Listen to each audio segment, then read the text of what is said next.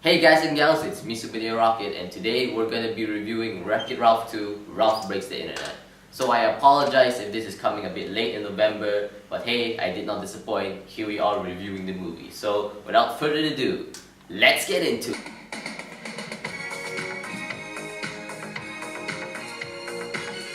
Oh man, I was really looking forward for that review.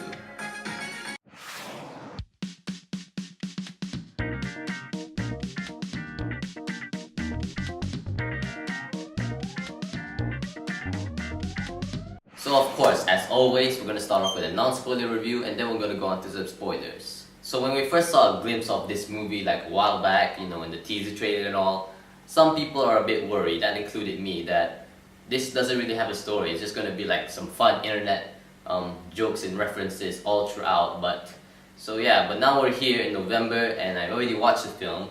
And luckily, there is an actual story in this movie. What's even better is that there's a pretty good balance between the entertainment of the film and the story of the film. We actually have a good balance there. And the entertainment, which is of course the references and the jokes that, about the internet and all that. So yes, I really like how they balance both of them out. And I feel like that should be the case. They should have a good balance between these two properties in the movies. That's what I like to see in most films, especially in animated films. So I'm glad that this movie delivered that. I feel like a lot of people can enjoy this, but I feel like it's more suited if you watch this movie with a family or something. I feel like that's the best suited way to watch this film. So yeah, that's pretty much all for my non-spoiler review, because I want to go way more deeper into this in the spoiler review. So without further ado, let's activate the spoiler warning, shall we?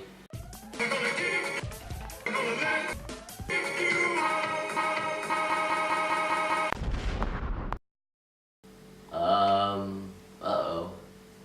We seem to have some technical difficulties with the spoiler warning right there. So I'm gonna get that fixed later. But anyways, it's time to go on with the spoiler review. And we're gonna start off with the story. So the story revolves around the friendship between Vanellope and Wreck-It Ralph.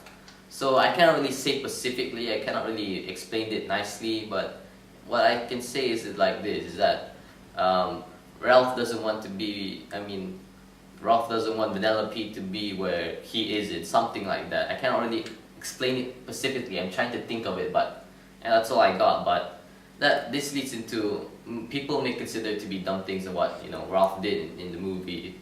But I feel like you gotta take in mind, Ralph didn't have a best friend beforehand. This is the first time he had like a best friend, because for about 20 years he was just doing what he did in the arcade. He was like, he has a home like just in a pile of bricks, and of course during the day, of course, he has to wreck the building and all that. That's his job, and that was his job for about 20 years. But then later on, when Vanellope came in and all that in the first film, so this really changed it, and Ralph doesn't really know how to handle this best friend stuff. So I feel like it really works that what Ralph is doing, all those dumb things and what he did in the film. It makes sense for Ralph to do this because he never had a best friend before, so he doesn't really know what to do. So that's really the basis of the story, and I really like that that's the case.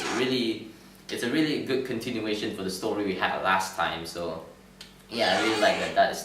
That's the main plot in this film, and they managed to put the internet idea into this story really well here.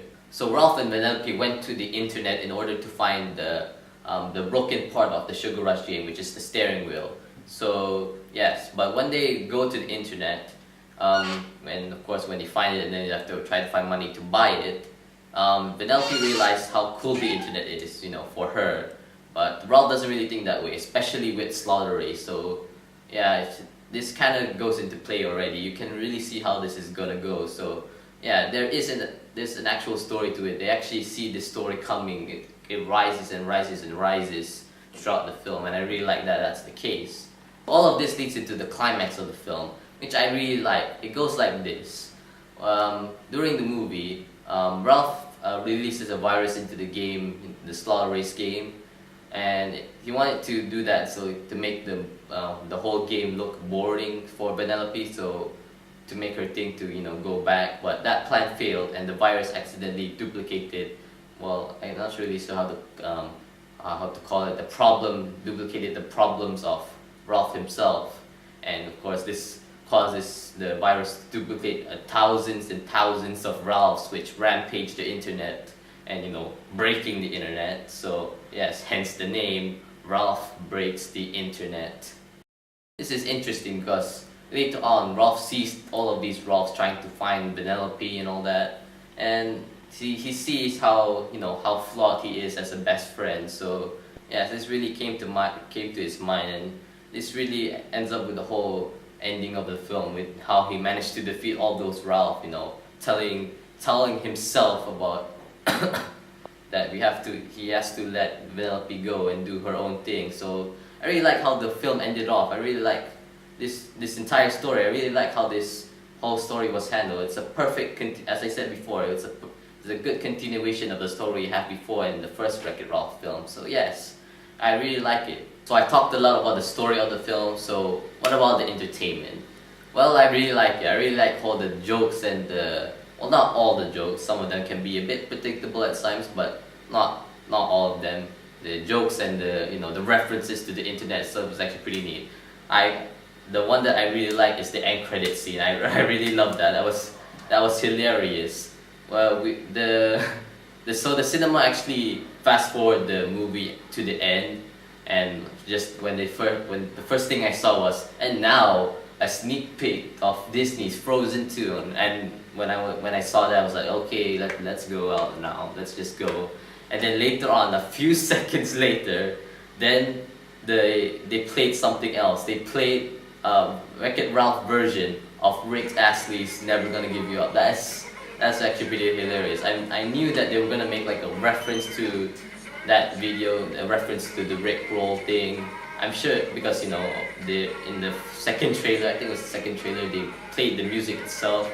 So I was thinking we're definitely gonna have a reference to that. So here we are. I saw the film and it did not disappoint. I really liked the end credit scene. That was one of my favorite parts of the film.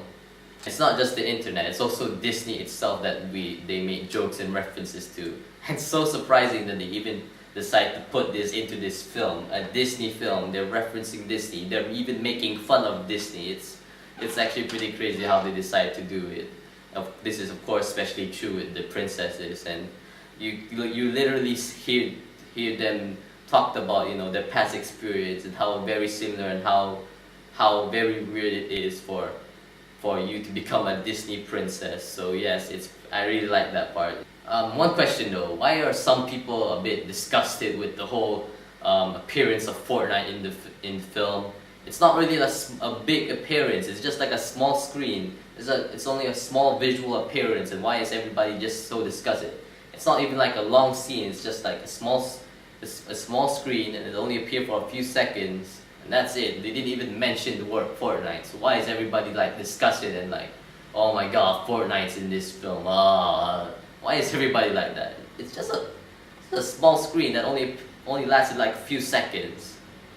Why? Aren't you gonna mention my visual appearance?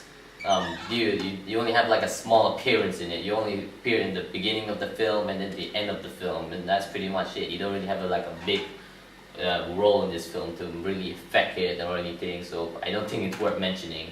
Come on, you're a Sonic fan. Of course you should mention it. Okay, sure, why not? So yes, Sonic did appear again in Wreck-It Ralph 2 in the beginning and at the end of the film, surprisingly. The beginning of the film, he had a line, which of course a lot of people are familiar with already, which is where he mentions the internet to Ralph and what the internet is exactly. And I really like that he's the one who actually mentioned what the internet is, because, well, if you are a Sonic fan, you pretty much know that Sonic is pretty big in the internet. So yes, I really like that Sonic is the one who mentions what the internet is. So yes, and then that's not the only chance we get to see him. We get to see him at the end of the film in a book club of all things. And I also really like that Wreck-It Ralph actually interacted with Sonic and even mentioned his name, which he never did in the first film. So yes, it is pretty interesting to see Sonic actually interacting with Wreck-It Ralph himself. So yes, that's alright. Again, it doesn't really affect my opinions on it, but this guy seems to want me to mention his appearance, I guess. So yep, that Sonic's in the game. I mean the movie. So yeah, it's pretty good. So that's all my opinions on Wreck-It Ralph 2. I really like this film. Again, I really like that there's a good balance between the entertainment part and the story part of this film. I just really like that part. I really like the balance between them. So yes, I really like this film. So yeah, that's pretty much it. So of course, with that said, alright guys and girls, thank you for watching this video. I hope you enjoyed it. So next up is of course the review of Wreck-It Ralph, the first one. I know that there's gonna be a lot more later. It could be even going to December, but I don't think there's any other chance for me to review this film. So better yet to do it now. So yeah. So with that said, I'll see you guys again soon in the Wreck-It Ralph review, the first one. So until then, whoops, rock it on!